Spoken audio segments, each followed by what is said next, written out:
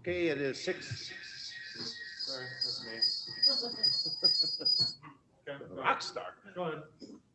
It's 6 p.m. on Tuesday, February 16th, 2021. I'll call the meeting to order of the Sawyer County Board of Appeals. The public hearing before the Sawyer County Board of Appeals is hereby called to order at 6 p.m. in the Sawyer County Courthouse, Hayward, Wisconsin.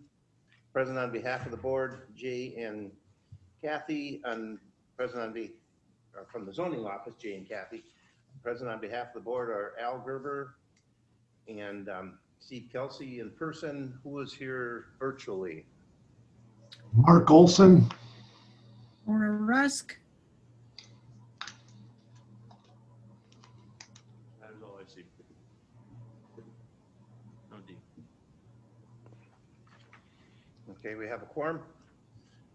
Statement of board hearings procedures. Those persons desiring to give pertinent testimony will be afforded the opportunity to do so. As recognized by the chairman, that person shall clearly state their full name before giving testimony. Each hearing will follow this order. Reading of the application, submission of the file to the board, applicant's statement and presentation of evidence, testimony of those in support of the application, statements from persons in objection to the application, rebuttal by the, as permitted by the board, and decision by the board. Orderly procedure requires that each side shall proceed without interruption by the other. All testimony will be addressed to the board, and there will be no arguments or questions between individuals. Any persons aggrieved by a decision of the board may appeal the decision to the circuit court within 30 days of the date following the board's decision letter. The day following the signing of the board's decision letter is the first day of the 30-day appeal filing period. This public hearing has been published as a Class 2 notice in accordance with Chapter 985 Wisconsin statutes in the Sawyer County Record and Sawyer County Gazette. The public hearing will follow this order: variance applications, new business, and adjournment.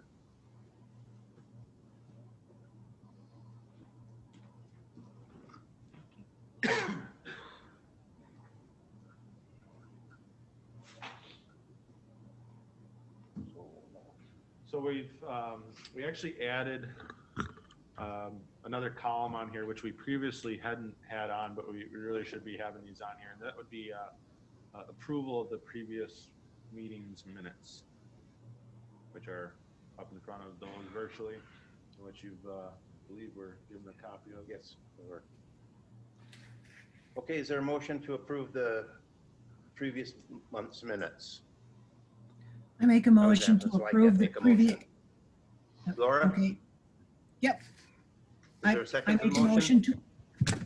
I make a Mark. motion to approve the minutes, previous minutes as presented. Mark Olson, I will second that. Okay, a motion's been made and seconded to approve the minutes of the previous month's meeting. Any discussion? Hearing none, I'll call for a vote. All those in favor signify by saying aye. Aye. Aye. Aye. Aye. All opposed, same sign. Minutes are approved. Thank you, Mr. Chairman. We have one variance application this evening. This is a public hearing in the town of Sand Lake, variance number 21-001, owner Hathaway Lodge LLC, part of government lot 2, lot 1, CSM 34/51, CSM number 8093, section 18, township 38 north, range 9 west, parcel 026-938-185-211, zone residential recreational 1.21 total acres. Application is for the construction of a single-story 25-foot by 29-foot with eaves detached accessory structure, which is a garage, which is located 33 feet to the center line of a 66-foot wide private easement road and 5 feet at the closest point to the rear lot line, which is the west lot line. Height of the proposed structure would be 16 feet from grade to peak. All their setbacks would be met. Variance is requested as section 4.21, parent 3, Sawyer County zoning ordinance, setback requirements on highways and roads would require the prior granting of a variance for any accessory structures located less than 63 feet to the center line of a private driveway easement that is 66 feet in width. Additionally, section 18.4, parent A, Sawyer County zoning ordinance dimensional requirements would require the prior granting of a variance for structures less than 40 feet to a rear lot line setback. As per the town of Sand Lake Variance was approved. Robert Langham, chairman, Edgar Gregory, supervisor, George Shedby, supervisor. It would not be detrimental to ecology, wildlife, or wetlands. Signed, Elaine Nyberg, town clerk. There were 5 opinion letters sent out. 3 were returned, all 3 with no objections. I have no objections. However, please follow property line code requirements, which I understand are building the structure 10 feet from neighboring line properties. Stephen Penovich. I have no objections. Scott or Dia Miraz Trust. I have no objections. Pamela Fritio. As per the staff report, again, this is for the construction of a 25-foot by 29-foot with eaves detached accessory structure.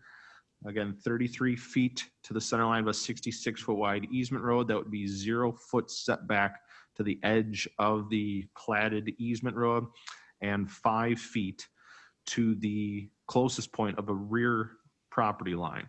Again, those setbacks are measured from the eave lines already.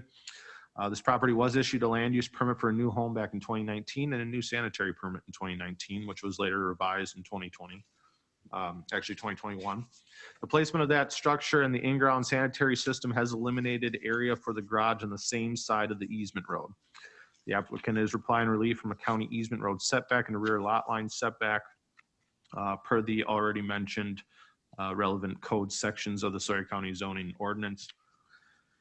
As part of the on-site inspection, which was conducted by Pat Brown on 11/19 of 2020, Steve Frenchshoe, Hathaway Lodge LLC, staked out a spot for the proposed dwelling addition and a proposed garage placement. Additionally, the rear lot line for this particular lot is the neighboring side lot line, which could potentially have a detached accessory structure that would be built 5 feet to that same line without a variance. I can further explain that to members of this board if they're interested in, but it's how we end up having our definitions in what is treated as a rear lot line versus what is a side lot line. So again, this rear lot line setback for this individual case is a side lot line setback to that neighbor further to the west. And really that is all. Any additional comments or questions of me can certainly be asked. We have kind of looked at doing a little bit different process to these variance, the way we format them. So that was the introduction of a public hearing. We then need a motion to further go into a public hearing, which we hear from the general public and the applicant. We then close a public hearing, again by motion. And then we go into a discussion action where it's, again, discussion by the board. It's just a different formality of how we've stated it in the past, and that was recommended by our legal counsel. I make a motion to go into public hearing. I'll second that motion. Okay, a motion's been made by Mark and seconded by Laura to move into the public hearing portion of the meeting. Before we do that, I have a question. So if this is considered to be 5 feet from the side lot line, what are we considering to be the rear lot line? It's their rear lot line. So the lake is always going to dictate the front of a lot. Mhm. So this is a side lot line. This is a side lot line. This entire portion is a rear lot line. So they're 5 from the south property line, which is allowed, but they're also 5 from the rear property line. That being stated, this other lot further to the west, this is their front lot line. This rear lot line for Hathaway Lodge LLC is their side lot line. His rear, the property to the west, is a line that continues on an east-west line further to the north. Okay, got it. Any further discussion? Nope. We had a motion and a second to go into the public hearing. Yes. Any further discussion on the motion? Hearing none, I'll call for a vote. All those in favor signify by saying aye. Aye. Aye. Motion is approved 4-0. Anyone to speak on favor Yeah, of this? okay. So is there anyone to speak on behalf of the application? If so, you need to stand at the microphone. Yep. Can you identify yourself, please, sir? Yes, Stephen Frenchu. I'm the sole owner of Hathaway Lodge LLC. And I started building the cottage that's on the lake there on lot number 1. And as you see on this little sheet of paper I gave you, I just marked in color the power line as it comes through in red, the road that comes through in black, and then, of course, the new cabin being built is in blue, and the proposed garage is in green at the location that it would be built. Now that One moment, please, sir. Mark and Laura, can you see the Yep. map?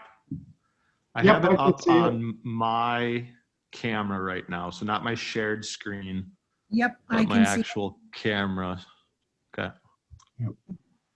I was at the lot, so I'm familiar with where they were. Okay. Okay, sorry for the interruption. Thank That's you. okay.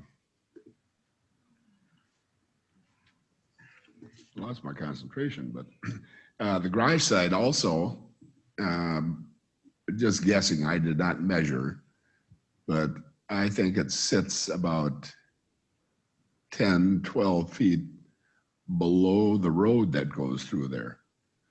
So one really is hardly going to see that garage after it's built. The neighbors to my west, they're good friends of mine. I've known them for years. They have the cottage that is on the west side of me. Are those the people that have the chairs down by the water?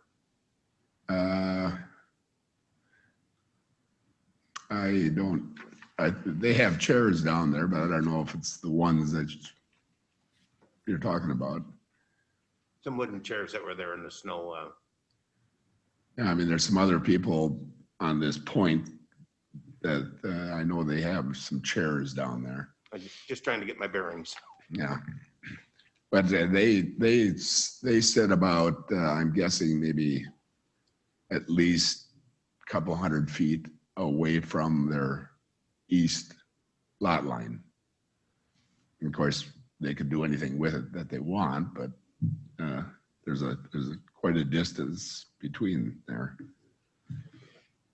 So anyway, with the roads going through and the power lines going through, there's no other location that we could put that the garage. So I'm just hoping that is going to be something that can be approved. Thank you. Okay. Any questions of Mr. Frenchu? Steve, where are you going to enter this from the north side of the building down the slope into it? Because you say it's going to sit 10 feet below, or are you going to build that up? Well, no, it's actually going to be down. I'll be putting block in on the back side of the garage is what I'll be doing. It might raise it a little bit, but Reason I ask is it looks like you would be dropping down into it if you went straight from the house across to the proposed site oh, I'll be entering from the north side? from the north side Okay. to the north of the new cottage that I'm building too. Okay, that's what I kind of. So there'll be a driveway going down to it. Yeah, the way the flags were laid out, I thought that was Yeah. the most feasible way of entering Yeah. that structure. Yeah, you'll drive right into it. Are you thinking about any retention of runoff from that roof because it does tend to go from that building location down toward the bay. You know, I'll do the silt fence and I'll do what I need to do. I mean, I always put up the silt fence. You know, and that's fairly, fairly heavy brush as you go towards the lake. So it's, And it's fairly gradual too. and it's fairly gradual, yeah. Yeah, once you get away from the roadbed. Yeah, you know, and then it flattens out. And it's 90 feet from the lake.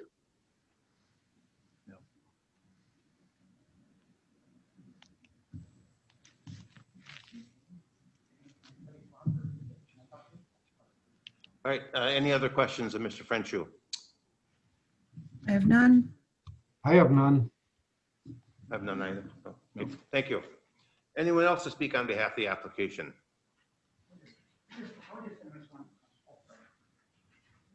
So I'm Hal Gakler. I'm the eventual owner of the house when we close, hopefully this spring. What was your name, sir? Hal Gakler, H-A-L is my first name. Okay, thank you. Gakler, yep. Now, the only thing I was just going to say is that also where this garage is located, it has the least impact on trees.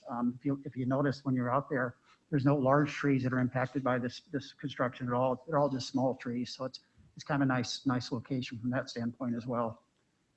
And then just the only other thing I would say is that yeah, we're just very interested in having a garage just to put things. You'll keep a car in and just the typical kinds of things that people would put in their garages. Okay. So it would be important to us. Okay, thank you. Yeah, thank you.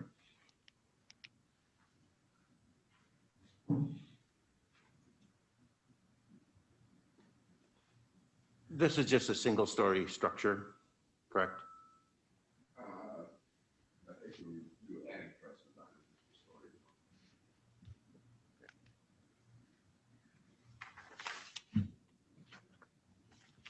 Okay, anyone else to speak on behalf of the application? Hearing none, anyone to speak in opposition to the application? Hearing none, we need a motion to close the public hearing. I'll make a motion. I make a Steve motion. makes a motion to close the public hearing. Is there a second? Second. Second by Laura. Any discussion on the motion? Hearing none, I'll call for a vote. All those in favor of closing the public hearing signify by saying aye. Aye. Aye. Motion passes on a voice vote of 4-0. Discussion action in the town of Sand Lake, variance number 21-001, owner Hathaway Lodge LLC. Legal description is previously read into record. This is for the construction of a single-story, 25 by 29 foot detached accessory structure, including eaves, which is located, excuse me, 33 feet to the center line of a 66-foot wide private road and 5 feet to a rear lot line setback. Variance is requested as 4.21 parent 3 for setback requirements from a private easement road greater than 63 feet, greater than 33 feet of width, and also section 18.4 Sawyer County zoning ordinance dimensional requirements would also require the prior granting of variance for a structure located less than 40 feet to a rear lot line. Any discussion by the board? Okay, any comments by board members? No. Location is it? I'd make a motion. Go ahead, Laura. Oh, I'm sorry. I said no. No comments. Okay. Steve? I think the way it's situated there, it's going to have minimal impact on anybody in the neighborhood. I just don't have any adverse feelings about this. Excuse me, do we have to make a motion to go into this part or not? No. Okay. Go ahead, Steve. I'm sorry. No, that was my only comment, Mark. Oh. I feel that it will have minimal impact, adverse impact on the whole immediate neighborhood. Okay. This is Mark. I think this variance is a good example of how we apply the three-step test, as pretty much everything applies directly to the property and not to the personal needs of the application. It deals with the property being on a peninsula, basically up on a ridge line, and it goes to the intent of the ordinances. that we were supposed to address in that three-step test. This property has unique slopes, shape, has wetlands and shoreline characteristics, and mainly the property is located within an established area that's located on a peninsula. I don't think granting the variance would cause harm to the public interest and will not undermine the intent of the ordinance because it will not change the character of the area, it will not harm the rights of others or property values, and it will not cause traffic access problems, since the intent of the rear lot line setback was, to not allow a neighboring property to get a 40-foot side lot setback. So you could argue that this lot really doesn't have a rear lot line, as it's, situated at a starting ending point for the change of somebody's front lot and a rear lot. So the neighbor has no expectation of having a 40-foot side lot setback, which is what the ordinance is telling us we need on this. That's why he's applying for a variance. So you're penalizing one owner, where which way the lots face and what's the side and rear lot line kind of contradict each other. And the easement road setback, that's kind of immaterial with the steep slope of that ridge line on that side of the easement road. There's no way they can expand the road on the side that this garage is going into the full easement with the slope that's present there. So, the road easement on this property is limited more by the steep slopes and not the setback required in our ordinance. So I think the intent of both ordinances kind of are penalizing the owner on this with the unique property limitations that they have. And I also think this hardship is not self-created because it's due to circumstances beyond the control of the applicant and are unique to the property, not to the applicant. The hardship is created by a non-expandable easement road setback on a ridge line and a side rear lot line setback with a change of direction, which do not allow for permitted use without a variance, neither of which of the ordinances are living up to the intent of the ordinance. So I think this satisfies the three-step test on all three parts, and I could make a motion to approve with the reasons I outlined there, and I also would not put a time limit on this one because I think the property dictates that this one is due specifically to the property. Would you like to further state the size and or height requirements? There was a comment about storage truss before, which I guess was unknown to me when the application was. Oh, I did not hear that part. I was going from what the application said, where it said it was a single story. So I would, I believe 16 feet is kind of the standard I use for a single story garage. So that was my thought going off what the application stated. Would be to have the size shown on the application, single story, 16 foot.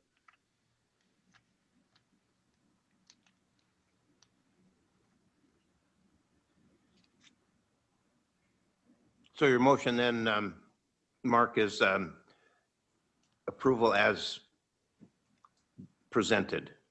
Yes, approval is presented in the application, and I guess if I have to clarify, I would say 16 feet is what I consider single story, unless somebody tells me differently for the height.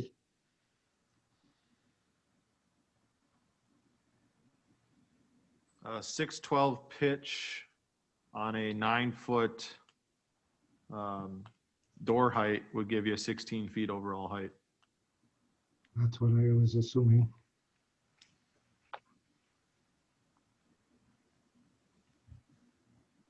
Okay. Is there a second to Mark's motion? I will second Mark's motion. And the motion was to approve, yes. I have a comment. I agree that this is probably the only place where a garage can be placed on this lot. I don't think it's ideal. I know I wouldn't want a house in the driveway separated by a road. Coming from the north, driving towards the lots that are further to the south, having pedestrian traffic walking back and forth between those two structures. Today, when I was out there, it seemed very wide open. Of course, there's no foliage right now. Everything's wide open right now. You can see for hundreds of yards through the woods. I'm not so convinced that that'll always be the case in the summertime when everything is leafed out. But if that's a concern that the property owners are going to have to be cognizant of, and if they're willing to accept that concern, I agree with all the statements that Mark made. I noticed also, there's probably a lot of people walking around in that area. If you drove down farther, I know it said private property, but that's why I turned around, because of the cars at Steve's place. But looks like with the rentals down at the end, they have a dock across the road, and they have chairs out there. So it seems to me like that area probably has quite a bit of foot traffic, and it's probably only the people, in the area that coming down there for the most part. So it seemed, I guess, pretty safe to me. It's not a real high-speed area. No. Okay, any further discussions on the motion? Okay, all those in favor of the motion to approve the application as presented signify by saying aye. Aye. The motion to approve is approved by a voice vote of 4-0. Thank you for coming. And my findings of fact will be the three-step test I went through before my motion. Yes.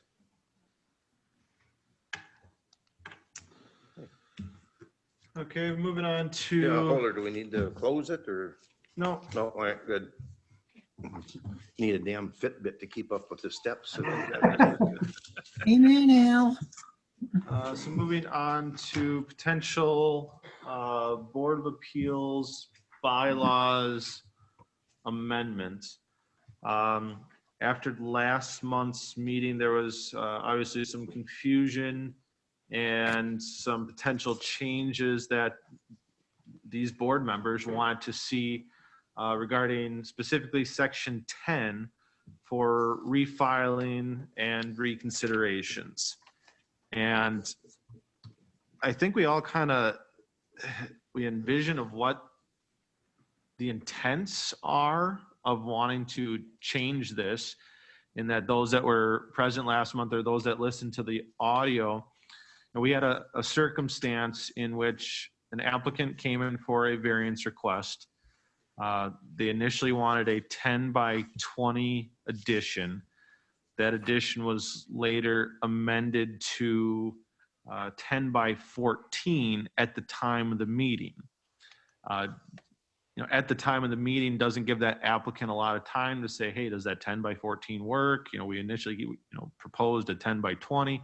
And lo and behold, once the applicants started looking into it, where their door was located on a very old cabin, that 10 by 14 only gave them like 3.5, or was it 4.5 feet, basically for their bathroom that they were looking at. So they wanted to make a reconsideration of the motion. So instead of a 14 by 10, to allow for a 15.5 by 9, just so that they could get a little bit more width in the bathroom. Again, that change, be it outside of what this board approved, be it as a lesser square footage, which ultimately, made total sense. This should be approved. This is kind of a no-brainer.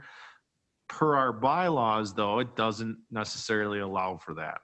So, obviously we know what the intents are, where we want to give this board the ability to re-bring up those specific cases in which we can do a little bit of quick changing in weird circumstances like that. That's kind of difficult, though, to put into wording without unintended consequences and opening a can of worms that anyone that's upset with a motion that this board makes comes back in and tries to re-argue that point and re-argue that point and re-argue that point. I didn't like the 24 by 24 garage you gave me. I really wanted that 28 by 24 garage. And they're going to come back in here and they're going to come back in here. So that's where it's really hard to kind of craft the wording where it'd be nice to make material changes when merited, but not to allow those that are just PO'd at a decision to come back in here and try to re-ask the board over and over again. So Mark's kind of done some of the legwork, and I did get an email back from Rebecca as far as some of these changes that I have up here, which I believe the committee members may have here as well. And Mark did send me a version 7 here that we're working on. The email that I'd gotten from Rebecca, I'll just kind of read it here to you. I can move this. Regarding the BOA rule changes, the legal question is whether the reconsideration of the refiling rule is reasonably related to the purpose of the rule, which is to bring certitude and finality to the decisions by the board. Both courts and secondary sources have recognized that limitations on refilings and reconsiderations generally do not violate an applicant's due process or right to an equal protection. I do not see anything in the proposed rule change that deviates from those parameters as set forth in case law. As such, the proposed rule change is legally fine. She does have some points of consideration.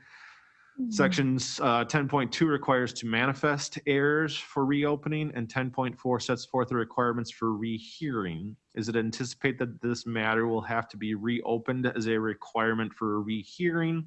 If so, then every matter must have a manifest error as a prerequisite for a rehearing. I'm not sure if that was the intent or not, but that was the comments that I had gotten back from our legal counsel.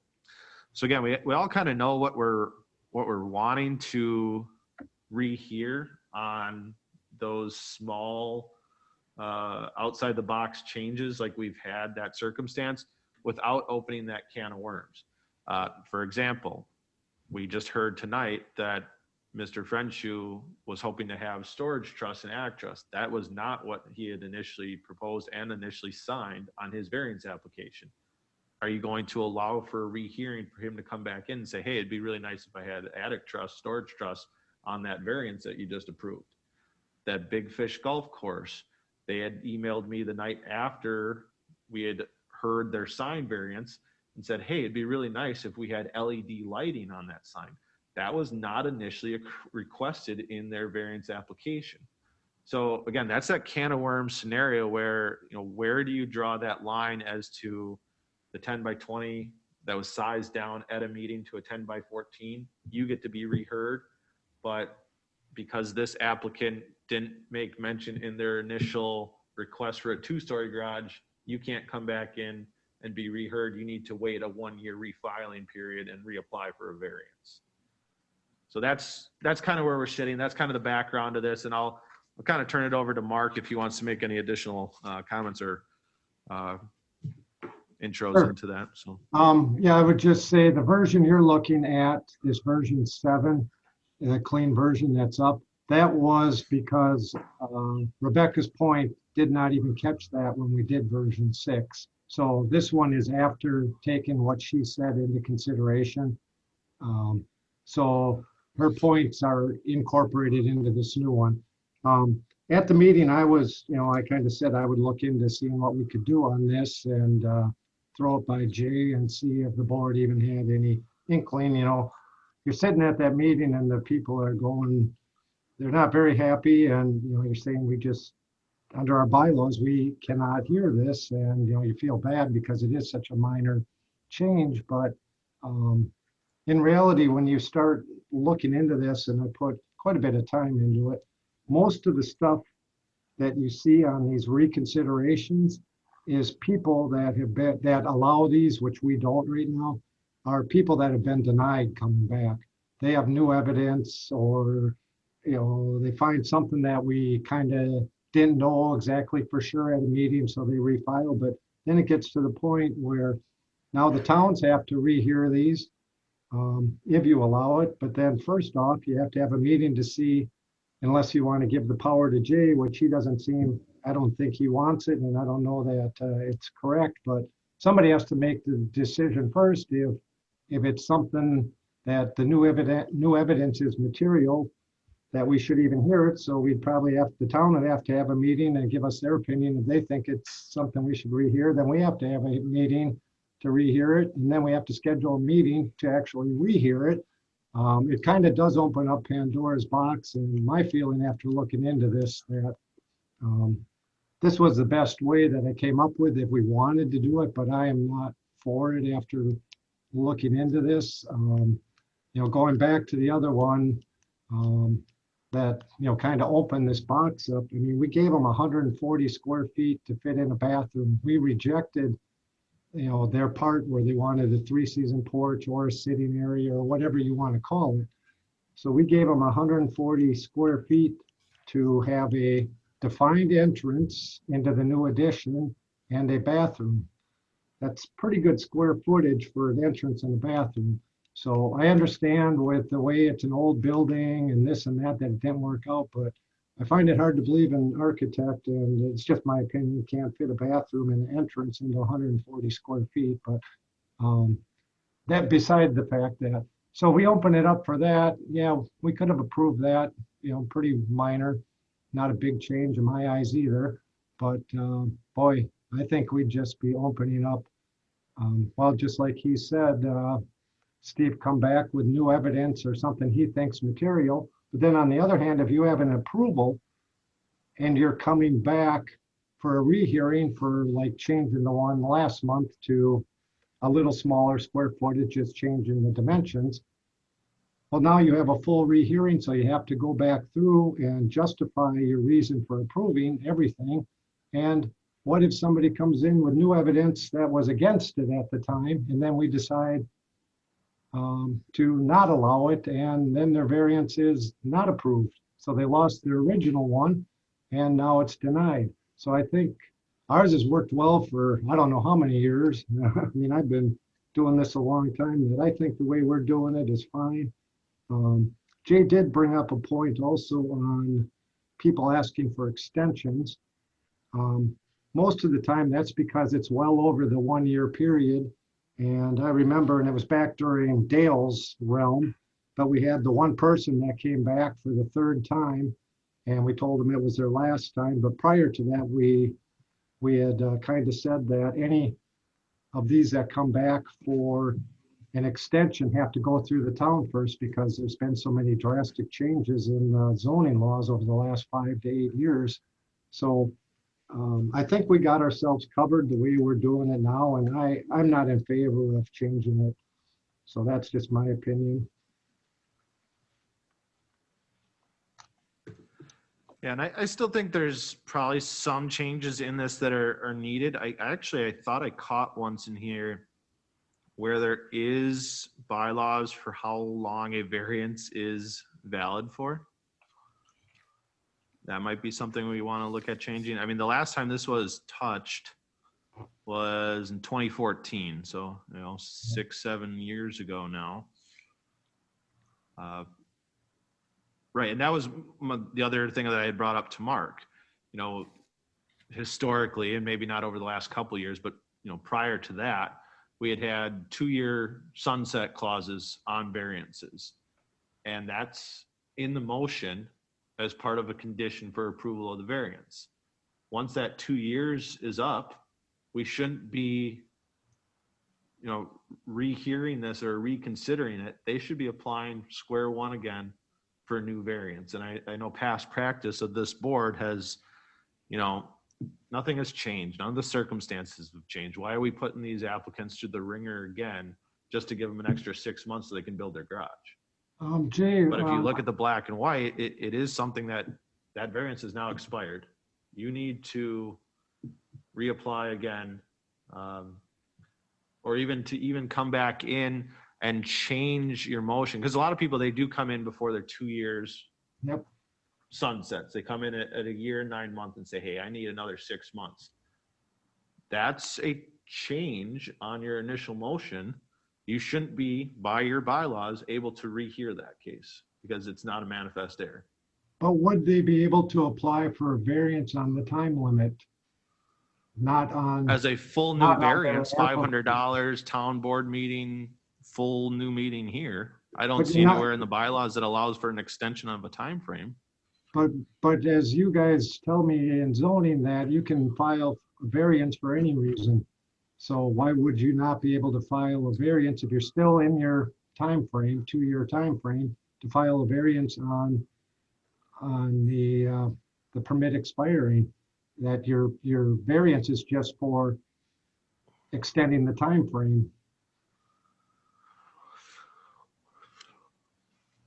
I suppose we could craft something like that. Now, again, you'd probably want to memorialize that in the bylaws that gives that option.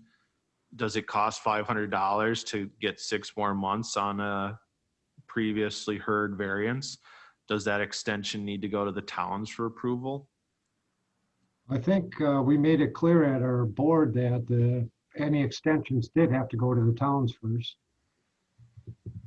I could find the meeting where that was presented. It was a number of years ago.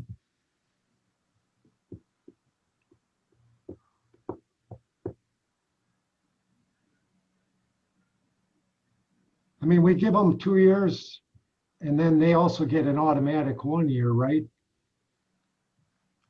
Yeah, from taking out the land use permit, correct?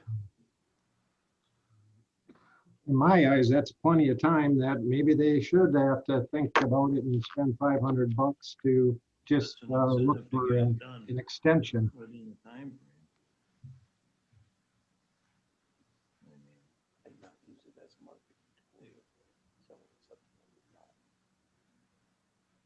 I don't have a problem with them having to refile and repay, because that's an incentive to complete the process. Steve, I can't hear you. She couldn't hear you, Steve. Oh, I think it's fine that they have to pay the fee after the term is run out and refile. That's an incentive to accomplish the process in a timely manner, like it was approved. I agree. Now, at this point, I agree. And didn't we originally come up with this 2-year sunset thing? Because we felt that some property owners were applying for and getting variances and then using that as a marketing tool Yep. to Yeah. sell a lot that was substandard or Yes. otherwise not in compliance. Yes. And then it's also a nightmare for zoning, when this initially came up 10, 12 years ago, it's a nightmare to keep track of these. Ones that are out there for 25 years. I know the systems have gotten better, but, a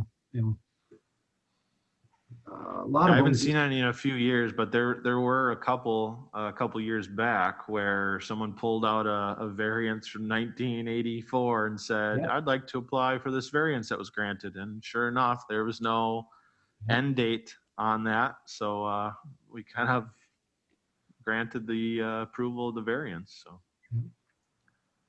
And there's very few of them that we don't put a time limit on. I know we had one that L did, that was a variance. I can't even remember where it was, but we specifically said no time limit, and I said no time limit on this one tonight. So there are a couple, but I don't know. We've had, it goes through spurts. It seems like all of a sudden we'll have 2 or 3 in a couple year period, and then we don't have any for a long time. So I think if we can figure out a way, just through the zoning department, that I guess we can ask council on that is applying for an extension, can that be a variance in and of itself, not of the original variance? I think it can be. And then they go through the whole spiel for the $500 is my feeling.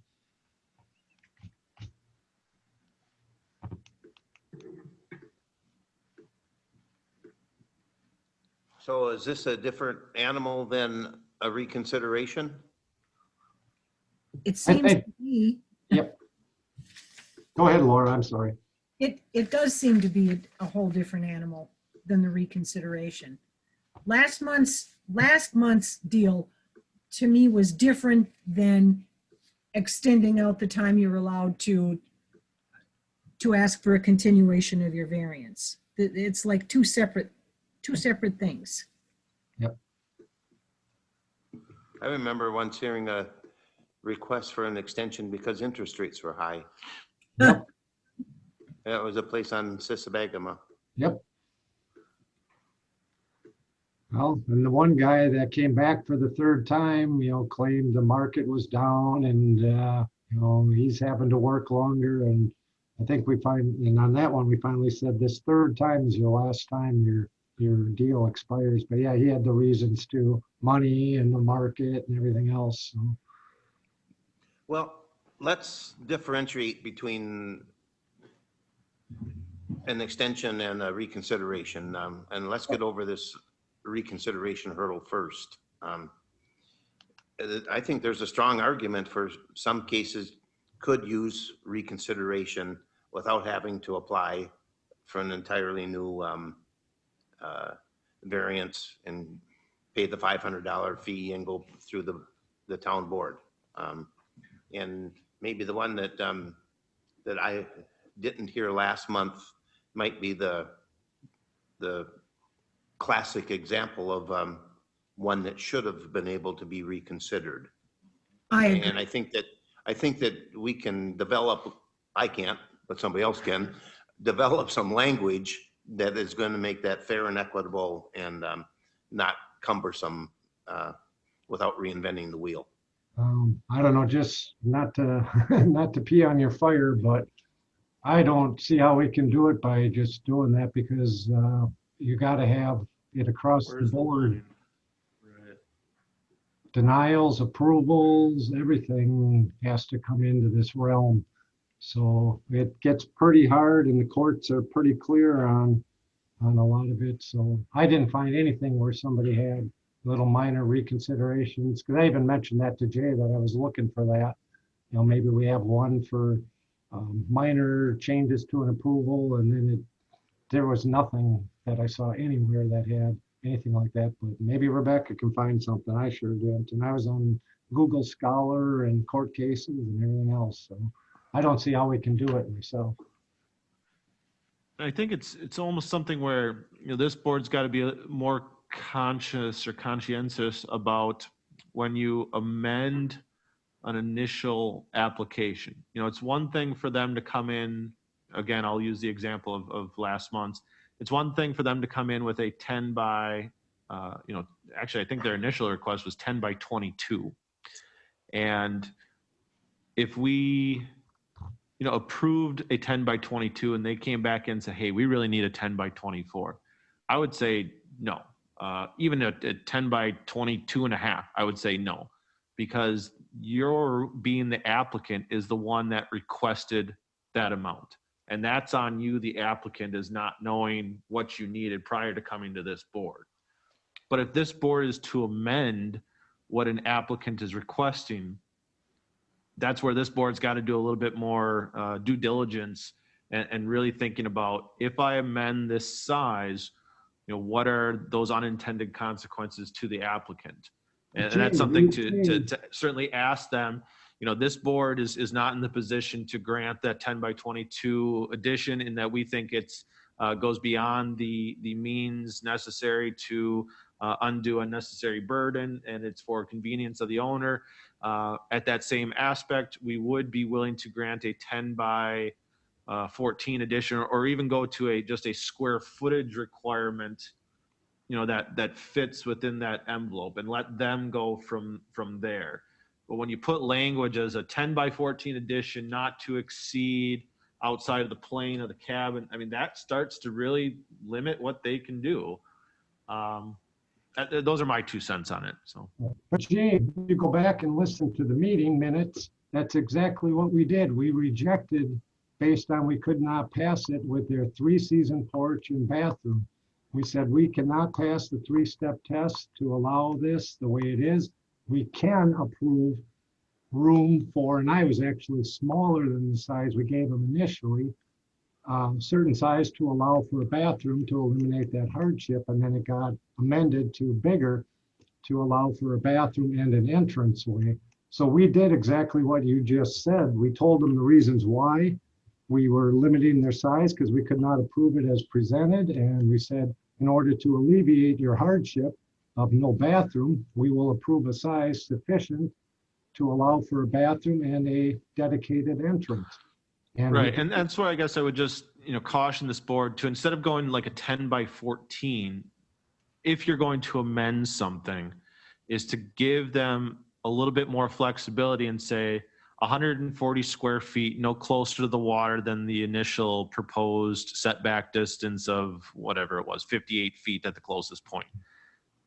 That way they can in design hindsight- 140 square feet to where it best suits their needs, no closer to the water.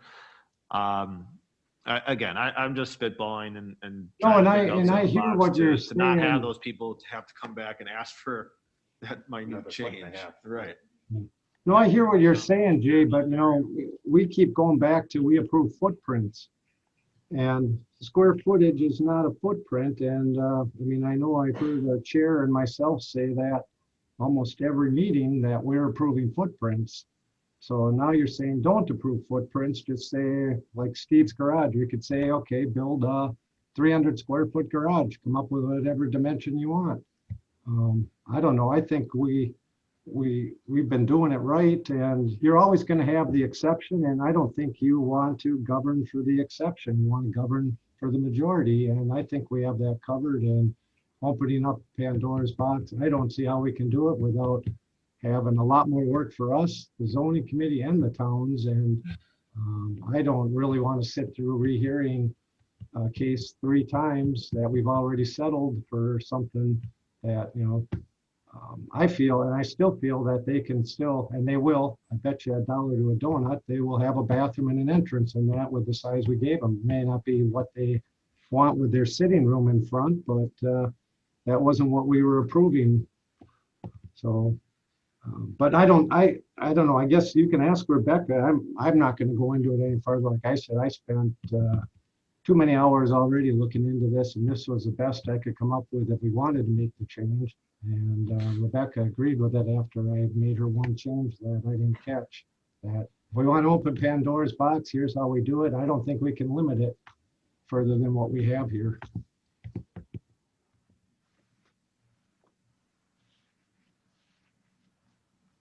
Unless we follow what Jay said, if there's one where we do it, if somebody wants to make the motion to make it square footage, but we'll get burned on that somewhere along the line. You're probably right. I do have the bylaws up on the shared screen. Something to certainly mention to the board members is always put at least some time limit or no time limit, because in the bylaws right now, if you don't specify a time limit, it's a 1-year time frame. And needing to then obtain a permit from the zoning department, which would then give you another year. Oh, and So either actually put a on there, 2-year or put a 10-year or put a no extension, or I'm sorry, not no extension, no deadline for applying for the permit. Jay, read the last part of the sentence, provided that. Maybe extend it when so by specified by the board, exactly. So, So that's where this board needs to specify that. Otherwise, if you don't specify a time frame in your motion for approval, it would default to a 1 year. Yep. Good to know. Yeah. Yeah.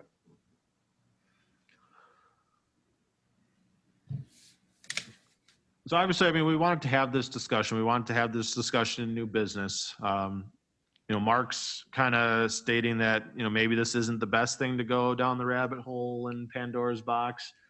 I do like his expression that we probably shouldn't govern for the exception. It was unfortunate that, they wanted that small, minute change, but at the same point, if you can't draw the end line where, okay, they wanted a 1/2 foot change, and then it's a 3 foot change, and then it's a 200 square foot change. Where do you draw that line of a minute change. How do you define minor? Right. versus Now it's not minor. Right. And then you roll the process back to the town and back through the whole, it's difficult. So I guess I would say that we probably don't make the changes from, at least from what I'm seeing. And I would just, have that extra level of due diligence on this board if you're going to change outside of what the applicants have requested. Like I said, the applicants request something, you give them what they want, and they come back, oh, I messed up. I didn't think about that. Well, tough luck. You'll have to wait a year and you'll have to reapply at that point. There's due diligence on their end Exactly. also. Well, Jay, also with this couple, you also told them that their chances of getting their 3-season porch were slim to none. So I did. They should have been aware coming in that it might be reduced or denied. So, I mean, you were upfront with them. The lake, it was lucky to get anything. Hmm. So where do we go from here? Do we need a motion to forward these changes to make them doctrine, or are we just leave everything alone where it currently sits? This is only for discussion on the agenda, so I guess we can get the flavor of the board on what they want to do, but I think, I don't think we want to make the change, so I think we just drop it. Okay with that. Yeah, we can have a discussion without having a vote for change. Right. Correct. Okay. All right. Any other comments or questions regarding this particular issue? Maybe in the future, when, like this unique one that was last month's and previous, maybe we have to be more diligent about trying to open up discussion while we're in the meeting before the final proposal is laid out, to hopefully envision something like this. That's not always going to happen, but I'll be more aware of it now. Yeah, I will too. No. Yeah. Particularly if we're suggesting a change. Yep, and architectural, this significance of this historic building and the doorway, okay. That's something to consider before it's set in stone, I guess. Yeah, and those applicants, by the way, I mean, I did find kind of I don't want to say loophole, but I did find another outside the box thinking for them, in that they were granted a 14 by 10 that fits in the same plane of the structure. And I'll see if I can do this and show Mark here as well. How do I unmute myself here? There we go. Can you see? Yep, Yeah, so the lake is up here, yep, and this was their cabin, and Yep. that it stepped back right here. yep. And we approved this 14 by 10 right here. That was in the same plane of the house. They're Yeah. ultimately going to move the 14 by 10 and come there, which is technically in the same plane of the Yep. house. Yep. Does that make sense? I don't know if you can see it up there. Yeah, But this is how their house looked. This is the closest point. We granted a 14 by 10 at the same plane of the house off this back side. This is where their existing kitchen is for plumbing. This is where their internal door is. And they would only have like 4 feet of width here from where this door is to create this bathroom and keep plumbing on the same side. But we're going to shift this 14 by 10 down an additional 3 feet, which is technically still in the same plane on the back of the house because they had that bump out there. It didn't hurt anything. Right. So the applicants are still okay with what ultimately happened, and I'm still within what was approved by this board. So well, it was Gordy's motion, so as long as he's fine. Oh, it makes sense. Didn't get any closer to the lake or anything, but would have, that might have made a Nope. difference. actually got further away. Yep, And the viewers so it actually benefits. impacted, or neighbors weren't impacted. All right, before we adjourn, I guess have a question about how we evolved to conducting our meetings the way we do now, with opening the public hearing and closing the public hearing, and then it seems like we're adding steps to the process, and I'm curious about the history of why that was done or required or necessary. I've been here a long time. It isn't like we get sued a lot or that our decisions get challenged. I like the KISS method to keep it simple. So I guess I'm just looking for an explanation. Previously, there was a comment, I believe Jay made it, that it was suggested by council that we do this, but no explanation of that suggestion. So I'm just fishing for some background. Yeah, and our legal counsel now, this Rebecca Roker, who's, I guess, kind of a, not corporation counsel, but legal counsel for Sawyer County. She kind of came into the fold during some other zoning committee matters, county board matters, and things that weren't having the correct process before. She had suggested to our department that, because this is as a public hearing forum, there are, I guess, specific state statutes that require that you open a public hearing portion, then close a public hearing portion, and then go into a decision by the board. Ultimately, would that ever get challenged? And would a judge ever rule that, well, you never opened it up for an official public hearing and so was never recognized? That would be the only case that you would potentially see that, where someone made the claim that they weren't recognized at that correct process and they weren't given their chance to speak. If this board and the chairman wants to go back to the way it was, we certainly can do so. This, again, was a recommendation for legal counsel for other public hearing processes, which we see similarly in the zoning committee level. Not that they should be the same, but that's what we've been doing at the zoning committee level. Well, is she making recommendations because there'd been other case law or challenges to the way a more simplified meeting is conducted? I actually couldn't tell you for certain. We had gone back and forth with her as well during this kind of change of the process around 2 years ago when I had first got in, and it was hair pulling, head scratching. Why is this like this? Why do we need to do this? We eventually just said, tell us what you want to see on the agendas so that we know that we're compliant with the law. And she had kind of made that form kind of process where you open a public hearing, you close a public hearing, you go into discussion action by the board or committee. I can certainly circle back to her as to, is that pertinent for a board of adjustment level as opposed to a zoning committee level? And get back to you on that. Yeah, I would appreciate that. Seems cumbersome.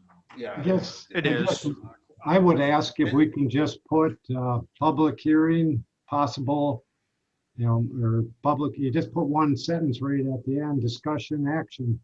And basically, as Al's done for years, is as soon as the public hearing's over, he says, I turn it over to the board, which means that Discussion by the board, we're going into action. So we've done it correct, in every meeting I've been at. But Right, and maybe also, that legal counsel had kind of tailored it that way for the zoning committee chair, just so that we were following kind of those steps. I've never had questions with this board as far as following that orderly procedure. So We always ask for any other persons in favor Yep. of the application, and then we always ask for persons in opposed to the application. So, then upon Right, that, I and agree. even tonight, when we closed the public hearing, we still allowed comments from the audience or had questions. that's from up to the that's audience. up to the chair. It is. And maybe this is just being picky on my part, but when that type of suggestion is made, should it then be, when it's made by corporate counsel or legal counsel or whomever, should our committee be made aware that this suggestion is being or this change is being suggested, then do we or don't we want to do it, or does it automatically have to go into effect without any discussion Al, or input that's a from good us? question. Just because it's a suggestion by corporate counsel, does that mean that it's automatically implemented? Or should we be able to discuss it and the ramifications of implementing it? I don't know. To me, it just is adding more confusion. I'll plead the fifth on that one. Okay. Smart answer. I'll put my So, 2 cents worth in. Al, this actually did come up at a prior meeting, which you weren't there. You were on vacation, and I had the pleasure of chairing it. And I think I made the same points you made at the time, and we didn't make a decision.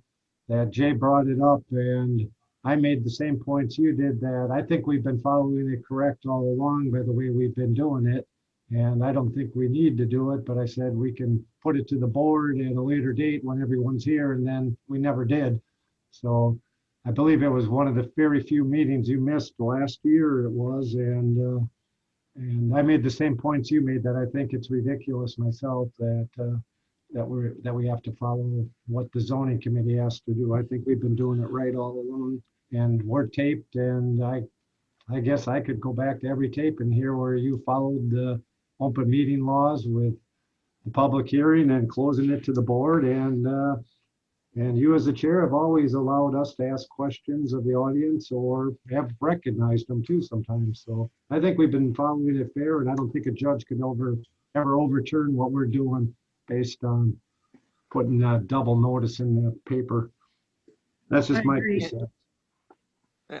And I'm not advocating that we never change or that I'm opposed to change. It's just that I would like to be informed of it. I think our committee would like to be informed of it before it actually happens. And Yep. then given some reason or justification why it's happening. If it's the new law, well, we're going to follow the new law. But if it's something other than that, I would like to be aware prior to, and then at least be given an opportunity to discuss it.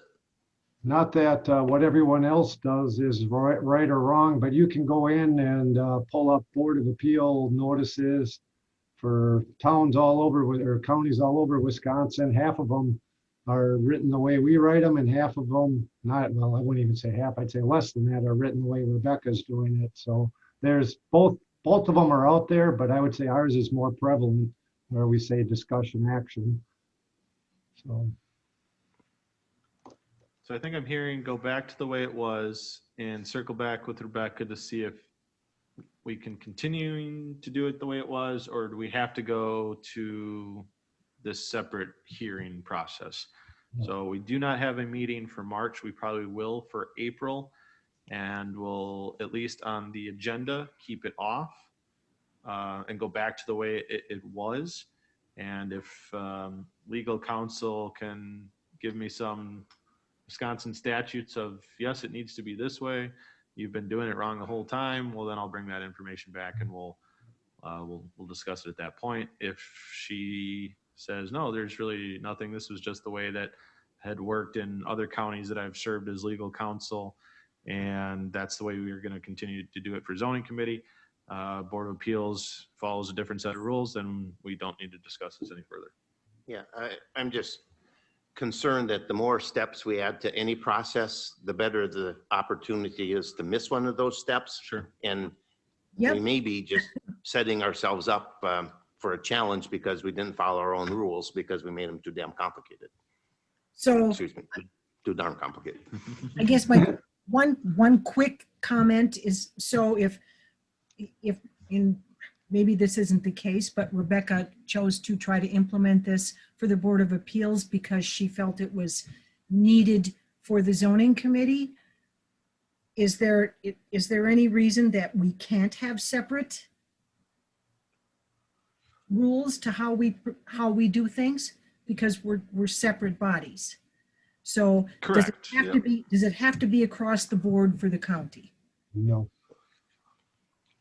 It doesn't, and I think that would be something that's kind of found here in your bylaws. So we, had been following what the bylaws had, stated. That's the kind of, sheet that Al reads at the beginning of every meeting, the orderly procedures and how the meeting is to be run. That is included in the bylaws. So we're following our bylaws. And if a corporation council once upon a time, at least back in 2014, had signed off on these bylaws, then we've been doing it to what one attorney said we should do in 2014. Now a new attorney says, oh, maybe you should do it different. So that's No, we got to change our bylaws. No.